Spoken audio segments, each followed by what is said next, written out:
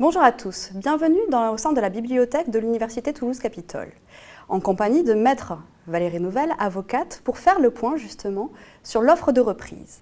Car même si le législateur n'a eu de cesse que de multiplier les moyens d'aboutir à un plan de continuation, le plan de cession du côté du débiteur et donc la reprise qu'il suppose du côté du cessionnaire demeure une issue privilégiée du droit des procédures collectives.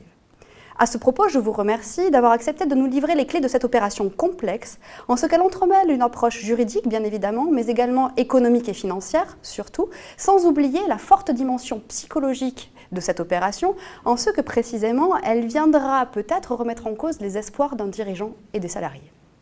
Cher maître, en l'absence de définition légale, puisque le législateur se contente de définir les finalités assignées au plan de cession dans la loi, comment définiriez-vous en quelques mots l'offre de reprise? L'offre de reprise, en fait, est une proposition de rachat de l'activité d'une entreprise en difficulté qui bénéficie d'une procédure collective et qui va être soumise à l'approbation du tribunal, en pratique, en l'absence de plan de redressement ou de sauvegarde présenté par le dirigeant viable. Vous voulez donc dire qu'il existerait une sorte de hiérarchie entre d'une part le plan de continuation, dont on sait que le dirigeant donc, va rester à la tête de son entreprise, et d'autre part le plan de cession qui viserait donc à céder cette entreprise à un tiers. Est-ce bien cela? Effectivement, si le dirigeant est en mesure de présenter et de construire un plan de sauvegarde ou de redressement, et si ce plan semble viable, le tribunal et les organes de la procédure ne vont pas solliciter d'eux-mêmes le dépôt d'offre de reprise. En revanche, s'il existe un doute quant à la faisabilité de ce plan ou à la capacité du dirigeant à construire ce plan dans le délai imparti au tribunal pour statuer sur le sort des entreprises, dans ce cas, le plan sera mis en concurrence avec des offres de reprise. Mais du coup, à quel moment est-ce que l'on peut présenter une telle offre? L'offre de reprise peut être présentée dans n'importe quelle procédure collective, spontanément, mais le plus souvent à la suite d'un appel d'offres. Dans le cadre d'un plan de sauvegarde, d'une procédure de sauvegarde, la reprise ne pourra être que partielle, tandis que dans le cadre d'une procédure de redressement ou de liquidation judiciaire, elle pourra être totale. Il ne faut pas aussi oublier que l'offre de reprise peut être préparée en amont des procédures collectives dans le cadre d'un mandat ad hoc ou d'une procédure de conciliation. Si vous me permettez, j'ajouterai donc à vos propos le simple fait que le dirigeant, dans le cadre d'un mandat ad hoc, d'une conciliation, voire même d'une procédure de sauvegarde, ne sera jamais exproprié. En tout cas, il n'encourt pas ce risque. Tandis qu'il pourra l'être donc au gré d'une procédure de redressement ou de liquidation judiciaire. Peut-être cela est à mettre au clair afin de veiller à penser et à réfléchir la reprise d'entreprise au plus tôt. Maintenant, entrons dans le vif du sujet en explorant la technicité de cette opération. Très concrètement, Maître, pourriez-vous nous indiquer comment se déroule une offre de reprise et le plan auquel elle doit aboutir?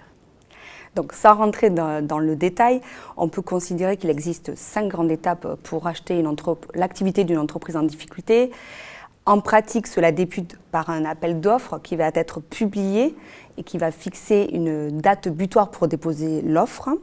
Ensuite, l'étude de la reprise, donc un audit juridique, comptable, financier par le candidat repreneur, à la suite duquel le candidat repreneur va déposer une offre de reprise, ou pas d'ailleurs, entre les mains de l'administrateur ou du liquidateur judiciaire. La troisième étape sera l'amélioration de l'offre, selon les recommandations, observations de l'administrateur ou du liquidateur judiciaire, et éventuellement en fonction du positionnement des autres candidats repreneurs. Enfin, le grand oral pour les candidats repreneurs, il faudra que chacun présente son offre de reprise devant le tribunal. Peut-être qu'à cette occasion, vous pourriez nous préciser qui peut être à l'origine d'une offre de reprise. Alors, en général, l'offre de reprise est rédigée pour le compte d'un candidat repreneur qui ne doit pas avoir de lien étroit avec la société. Ça veut dire qu'il ne peut être ni dirigeant, ni associé, ni même nommé contrôleur à la procédure collective elle-même. Ce sont des incompatibilités légales. Mais en pratique, s'il n'existe aucun plan de redressement ou de sauvegarde, s'il n'existe aucune offre de reprise soumise au tribunal, le tribunal va y déroger, sauf pour les contrôleurs à la procédure collective.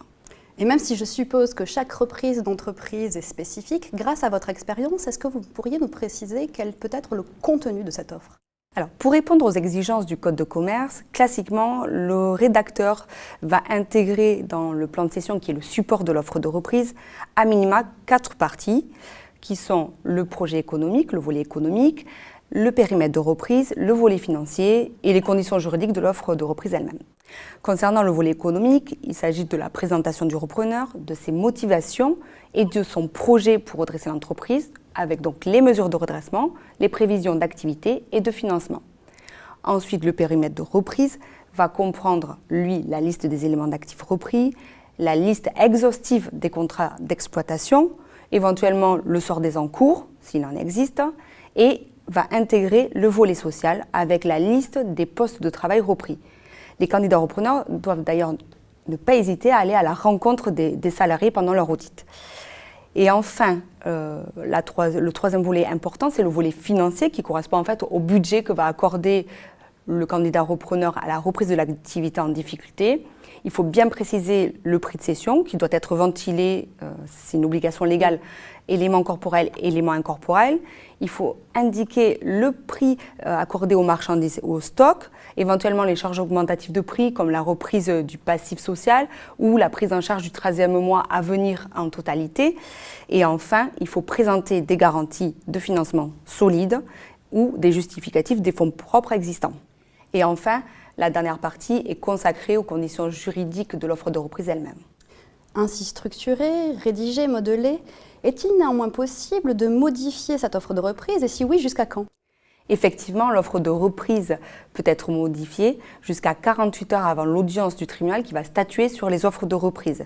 Mais elle ne peut être qu'améliorée, c'est-à-dire qu'en fait, on ne peut pas modifier le périmètre de reprise initialement proposé, ni le prix de cession en lui-même. Il faut également que cette offre soit ferme et définitive. Aucune condition ne doit apparaître. En fait, l'amélioration de l'offre va surtout consister à se démarquer de ses propres concurrents, notamment par exemple en proposant de reprendre une partie du passif.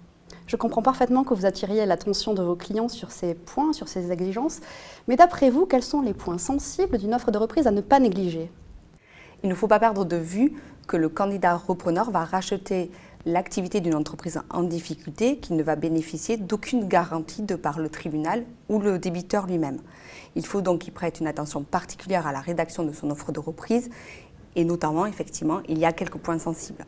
Il faut bien déterminer, par exemple, les encours de production, le sort, que va-t-on en faire. Il faut bien identifier les biens qui sont grevés de sûreté, identifier également quelle est la convention collective applicable aux salariés. Il faut ensuite fixer la durée de validité de l'offre de reprise, fixer la date d'entrée en jouissance souhaitée par le repreneur et si ce repreneur souhaite, pour la reprise de ses actifs ou de l'activité de l'entreprise, créer une société, il ne faudra surtout pas oublier de prévoir une clause de substitution. Mais alors, en cas de pluralité d'offres de reprise, quels critères, d'après vous, seront les plus pertinents pour décider le tribunal dans son choix ? Alors, l'offre la mieux disante sera forcément celle qui va permettre d'atteindre au mieux les 3 objectifs fixés par le Code de commerce. Le tribunal va donc porter son attention plus particulièrement sur le niveau de maintien de l'emploi et le niveau de reprise du passif, sur le prix de cession et les charges augmentatives du prix qui vont pouvoir diminuer le passif de l'entreprise et surtout les garanties financières apportées par le repreneur pour permettre une reprise effective de l'activité en difficulté. Merci pour ce partage d'expérience, maître. Interrogeons-nous enfin sur les mérites de cette opération. Pouvez-vous nous rappeler quels sont les principaux intérêts qu'il y aurait pour une personne à reprendre une entreprise en difficulté plutôt qu'à créer une nouvelle activité, voire reprendre justement une entreprise in bonis ? Alors, les avantages, en fait, sont principalement d'ordre financier, puisqu'il n'y a pas de reprise ou de transfert de passif au repreneur. Il va pouvoir bénéficier d'avantages fiscaux avec l'exonération de l'impôt sur les sociétés pendant une durée de 2 ans. Ensuite, il va bénéficier de moins de frais finalement sur les formalités puisqu'elles sont allégées par rapport à une cession de fonds de commerce.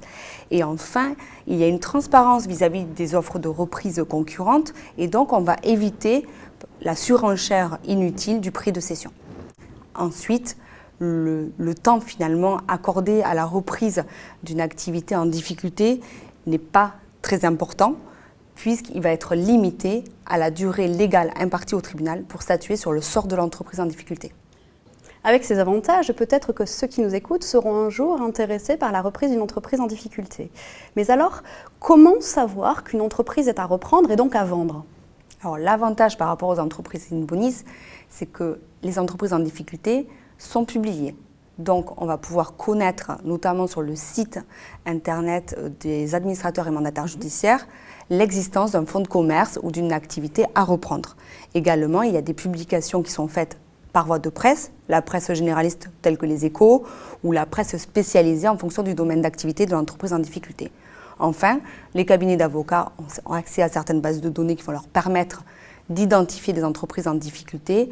Et également, ils peuvent être amenés à recevoir des offres de la part d'études de mandataires et d'administrateurs judiciaires. Cher maître, merci d'avoir accepté de mettre votre expérience et votre compétence au service de ce MOOC. Au revoir à tous. Au revoir.